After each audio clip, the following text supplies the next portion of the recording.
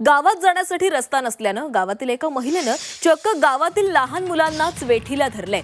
रस्त्यासाठी निवेदन देऊनही अधिकारी दाद देत नसल्यानं या महिलेनं गावातील लहान मुलांना चक्क बेशर्मीच्या झुडपांमधून वाट काढायला लावली आणि या मुलांचा व्हिडिओ सोशल मीडियावर व्हायरल केलेला आहे। रस्त्याच्या मागणीसाठी मुलांना वेठीस धरण्याचा हा प्रकार पाहून सर्व स्तरांमधून संताप व्यक्त केला जातोय।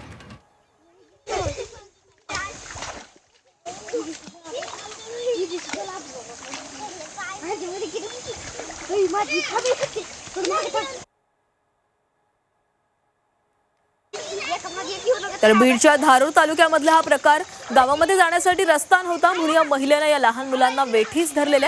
या लहान मुलांना बेशर्मीच्या झाडांमधून वाट काढायला तिने भाग पाडला आणि त्यानंतर हा व्हिडिओ काढून तिने सोशल मीडियावर व्हायरल केलेला आहे। आणि या संदर्भात अधिक बोललेत आमचे प्रतिनिधी महेंद्र मुधोळकर आपल्यासोबत जोडले गेलेले आहेत। महेंद्र, हा संतापजनक प्रकार समोर आलेला आहे। गावामध्ये रस्ता नाही, संतापजनक बाब आहेच आणि याकडे प्रशासन दुर्लक्ष करते, ही देखील संतापजनक बाब आहे। मात्र तितकीच संतापजनक बाब म्हणजे लहान मुलांना वेठीस धरलं त्यासाठी।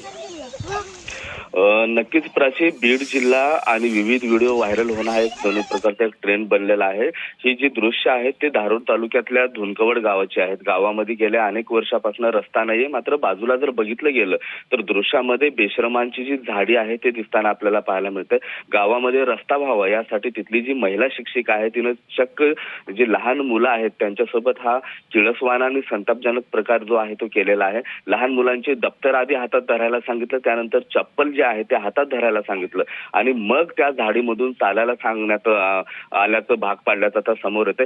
एकंदरीत बघता त्यांची मागणी जी आहे ती रास्त होती, मात्र कुठलाही ग्रामस्थ आहे, कुठलाही तिथला ग्राम पंचायतचा सदस्य आहे त्या ठिकाणी उभा नाही। मात्र अशा पद्धतीने चिमुकल्यांना जीव मुठी धरून एखाद्या झाडीमध्ये चालायला लावणं हा प्रकार जो आहे तो संतापजनक मानला जातोय।